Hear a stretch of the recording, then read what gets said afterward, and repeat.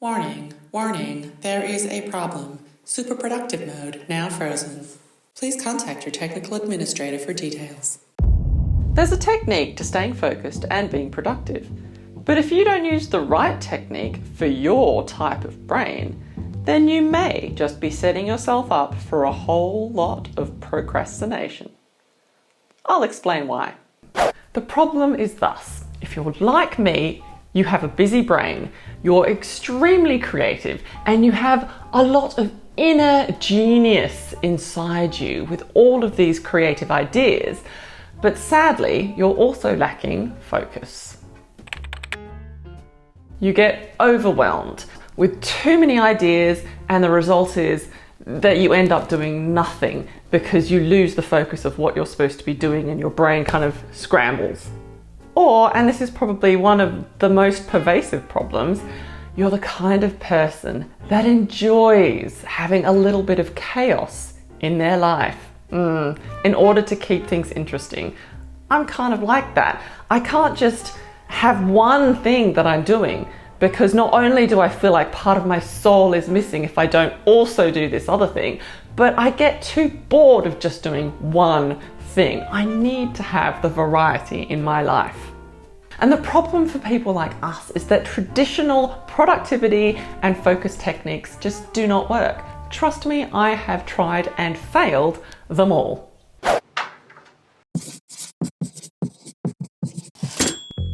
Ah yes, this is the thing that I need to do today. It is up there, now, on my whiteboard, staring at me. I have written but one task, and one task only, and therefore it should get done. Yes, this thing looks excellent. I am excited about this thing. I feel focused. I feel ready to do the thing. Let's do the thing. Do the thing. The thing shall be done. It's excellent. The thing. Focused on the thing. Oh, YouTube. How to buy a business with $0 in 1 week. Oh, that looks interesting. I clearly need that in my life. I'll just watch this one video.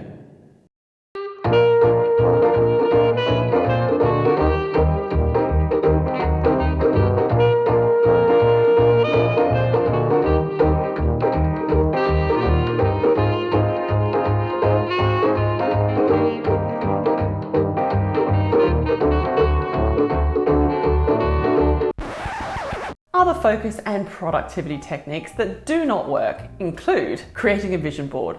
For this, you would go straight to Pinterest and immediately be sucked into the time-wasting vortex of death.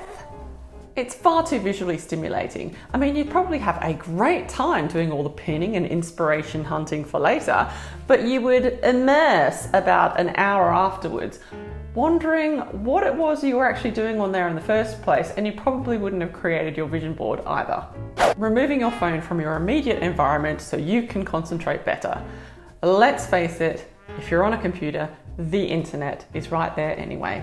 And I often use my phone to reference drawings when I'm creating things, so I kind of need it. And then there's the whole limit caffeine, get more sleep, exercise more, drink more water, click your heels together 3 times and repeat, there's no place like home. Because people like us thrive on unconventional schedules. And you need caffeine if you're going to be up at 2 a.m. because that's when your brain is firing. And I like coffee.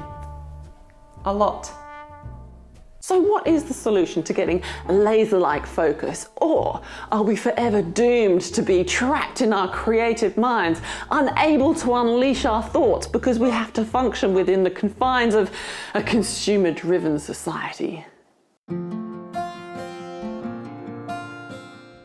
The solution is in 3 steps. Step 1, your brain is far too volatile, so instead you need to control your environment.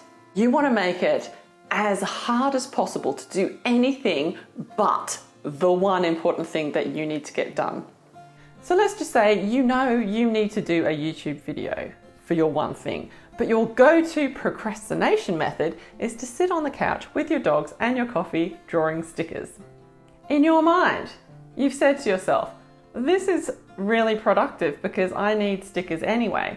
But the truth is, It's a lot easier to sit on your couch. You don't have to get presentable. You don't have to brush your hair. You can sit there in your PJs like a happy little slug, feeling productive. Meanwhile, you really know that you're just avoiding the one thing that's actually going to move the needle forward in your business. The solution is to get that coffee table and you chuck that bad boy on top of that couch to remove it from your immediate environment. You make it so difficult to get to the couch that it is easier to do the thing than it is to sit on the couch. But don't stop there, no. Then go and get your softbox light and you put that right in the middle of the house. So you bump into it in your morning pre-coffee, my brain hasn't woken up yet stupor. It will be so annoying that it is, again, easier to do the thing than it is to dismantle like the setup that you've prepared the night before. This is called controlling your environment. Plus, you have the added benefit of having done the setup earlier, which reduces the friction to getting started. Step 2 is we break the thing down into micro steps. Smaller steps equals less effort. Less effort equals less barrier to action. So let's just say your ultimate goal is to grow your YouTube channel so you can make more art sales and quit your boring 9-to-5 job. So the important action to do here is to create YouTube videos. Now let's break down what's involved in creating a video. We've got the ideas, scripting, the filming of the video, the editing, and lastly, the multi-purposing and scheduling. That's quite a few things involved. A lot of effort is required to go from 0 to finished YouTube video. So here's the trick. Never, ever, ever try and do 0 to YouTube video in one day. You've got to break this down into micro steps. Instead, think of it like day 1, batch some ideas.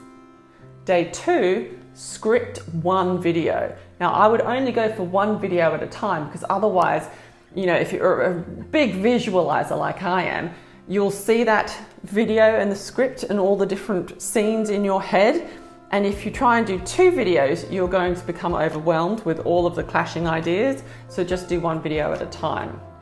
And then the 3rd day, do the actual filming. Now it's okay, depending on the type of video that you're doing, to film over several days. I filmed this video over several days, mainly because it's the first one I've done for this channel and I wanted to make sure it was like perfect. My perfectionism started getting in there and I looked at it and I edited it and I didn't like it, so I went back and refilmed different bits, and it's probably only going to get like 200 likes because it's the first video on the channel. But that's the reality of it. When you get better at this sort of thing, you can increase how many scripts or how much filming you do in a day. But when you're first starting anything, break it down into the mini steps. And then the last step of like editing, multi-purposing and scripting, just outsource that stuff.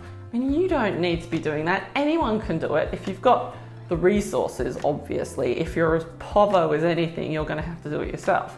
But if you can outsource it because it means you've got more time to sit on the couch and draw stickers. Step 3 is to make things super rewarding. We really should get up and do the video scripting today. I can't be bothered. I'll just draw something instead. Okay, here's the deal. If you script the video, just one video, and you get it done before 11 a.m, you can have a bougie coffee from the cafe and spend the rest of the day sitting on your ass drawing stickers if you want. Well, that's it. Just one video script, and then I could do whatever I like with the rest of my day. That is it. But if you do not do the script, then you will feel guilty, wallowing in your failure, and you may draw stickers, but they will all come out looking like crap, and you would have wasted yet another day. Okay, fine. I'm getting up.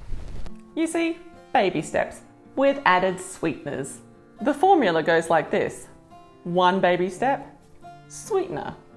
2nd baby step, another sweetener. Now you may be thinking, okay, Nikki, yes, this all sounds doable, but it's going to take me forever to get anywhere. The trick is compound interest, my friend.